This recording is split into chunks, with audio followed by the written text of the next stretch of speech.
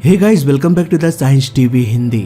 और आपने कभी न कभी ट्रेन में सफर किया ही होगा। इवन आप में से बहुत सारे लोग ऐसे भी होंगे जिनकी बहुत सारी यादें जुड़ी हुई होगी ट्रेन से। पर क्या आपको पता है कि जिन ट्रेन से आप सफर किया करते थे उन ट्रेन का इंजन काम कैसे करता है और कैसे एक सिंगल इंजन इतने बड़े लंबे ट्रेन को भी खींच लेता है। तो आइए जानते हैं आज के इस वीडियो में। सबसे पहले तो हमें ये पता होना चाहिए कि ट्रेन के जिस कोच या बोगी में इंजन लगा होता है, जहां से पूरे ट्रेन को ऑपरेट किया जाता है, उस कोच को हम लोकोमोटिव कहते हैं। और जो शख्स इस लोकोमोटिव के इंजन को ऑपरेट करता है उसे हम लोको पायलट के नाम से जानते हैं। जनरली यहाँ पर 3 तरह के लोकोमोटिव होते हैं। पहला स्टीम इंजन लोकोमोटिव। इस तरह के लोकोमोटिव ट्रेन शुरुआती दौर में हुआ करता था, जिसमें कोयले की मदद से पानी को गर्म किया जाता था और गर्म हुए पानी से जो भाप निकलती थी उस भाप से इंजन को चलाया जाता था। लेकिन जैसे जैसे टेक्नोलॉजी आगे बढ़ी, लोकोमोटिव के इंजन में भी ढेर सारे बदलाव देखने को मिला। अब स्टीम इंजन की जगह डीजल इंजन ने ले लिया था। इसके कुछ सालों बाद डीजल इंजन की जगह इलेक्ट्रिक इंजन ने ले लिया। इसी तरह न जाने ट्रेन इंडस्ट्री में और कितने सारे बदलाव होना बाकी है। फ्यूचर में हमें बहुत तरह के इंजन्स देखने को मिलेगा, लेकिन आज के वीडियो में हम बात करेंगे इलेक्ट्रिक लोकोमोटिव की। इलेक्ट्रिक लोकोमोटिव, इसके नाम में ही लगा हुआ है इलेक्ट्रिक, यानी कि इस लोकोमोटिव के इंजन को चलाने के लिए जरूरत पड़ती है इलेक्ट्रिसिटी की। और इस इलेक्ट्रिसिटी की जरूरत को पूरा करने के लिए रेल ट्रैक के बगल में लगा हुआ होता है पोल। इन पोल में 2 तरह के वायर्स होते हैं। इन वायर को हम ओवरहेड वायर कहते हैं। ओवरहेड के नीचे लगे वायर को हम कॉन्टेक्ट वायर कहते हैं। इसी कॉन्टेक्ट वायर में दौड़ती है 25,000 किलो वोल्ट का एसी करंट, जिसकी मदद से ट्रेन चलती है। कॉन्टेक्ट वायर के ऊपर वाले वायर को हम कैंटेनरी वायर कहते हैं। इस वायर में कोई भी करंट नहीं दौड़ती, ये बस एक सपोर्टिंग वायर का काम करता है। ये कॉन्टेक्ट वायर को होल्ड करके रखता है और जब कभी भी ट्रेन चलती है तो ट्रेन के कॉन्टेक्ट के कारण ये कॉन्टेक्ट वायर ऊपर नीचे होने के कारण ये कॉन्टेक्ट छूट न जाए, इसलिए सपोर्टिंग वायर दिया जाता है। तो अब हमें पता चल चुका है कि सिर्फ कॉन्टेक्ट वायर में ही करंट दौड़ती है। लेकिन एक सवाल ये भी है कि इन हाई वोल्टेज वायर से कैसे करंट लोकोमोटिव तक आता है।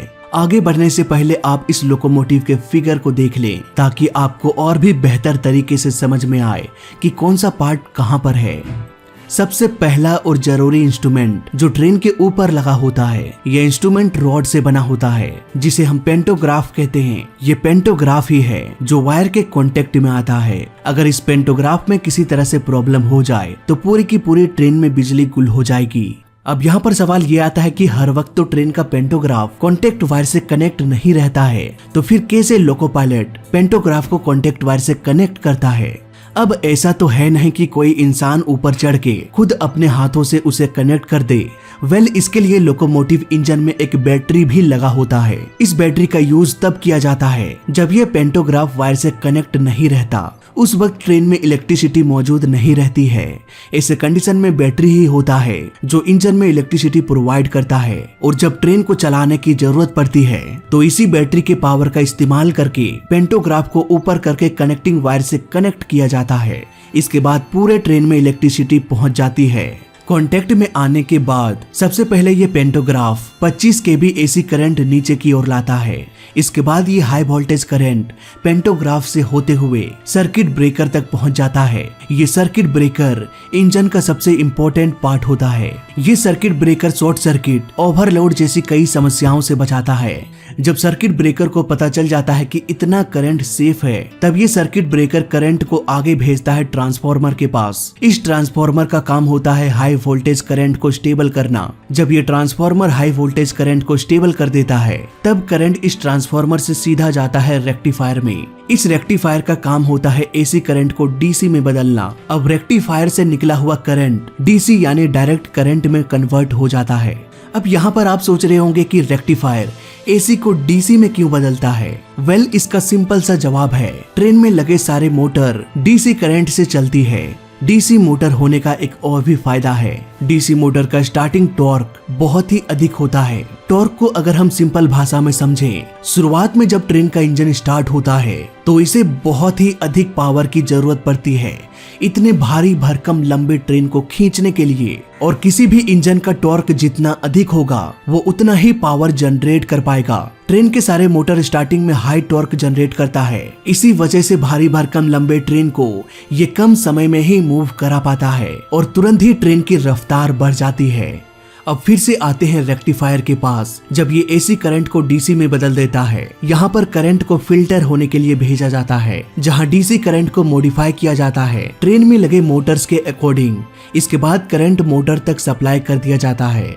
जैसे ही इस मोटर को डीसी करंट मिलता है, ये घूमना शुरू कर देता है। मोटर के घूमने के कारण ट्रेन धीरे धीरे चलना शुरू कर देती है।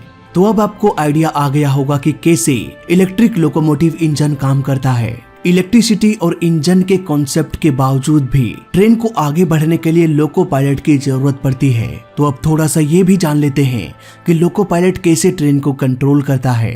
तो ये है लोको पायलट का केबिन। यहाँ पर हमें बहुत सारे ऑप्शंस देखने को मिल जाता है, जैसे कि हॉर्न, लाइट, इवन बारिश हो रही है तो ट्रेन में भी वाइपर चला सकते हैं। पर ट्रेन का main control surface brake, reverser और थ्रोटल होता है।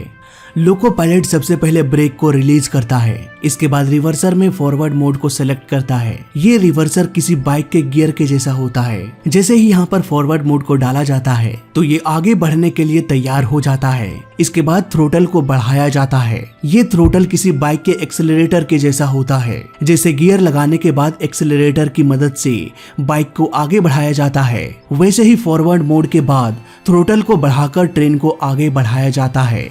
इस तरह से हमारा ट्रेन आगे की ओर निकल पड़ता है। अब ट्रेन आगे की ओर तो बढ़ने लगता है, लेकिन ये ट्रेन घूमता कैसे है? ट्रेन में तो कोई स्टीयरिंग व्हील भी नहीं होता। इतने रफ्तार में ट्रेन ऑटोमेटिकली कैसे मुड़ जाता है? ये ट्रेन क्यों नहीं पलटती? वेल, इस तरह के तो बहुत सारे सवाल हैं जिनका जवाब हम जानेंगे अगले वीडियो में। मैं मिलता हूँ आपसे अगले वीडियो में। तब तक के लिए देखते रहिए और सीखते रहिए। जय हिंद, वंदे मातरम।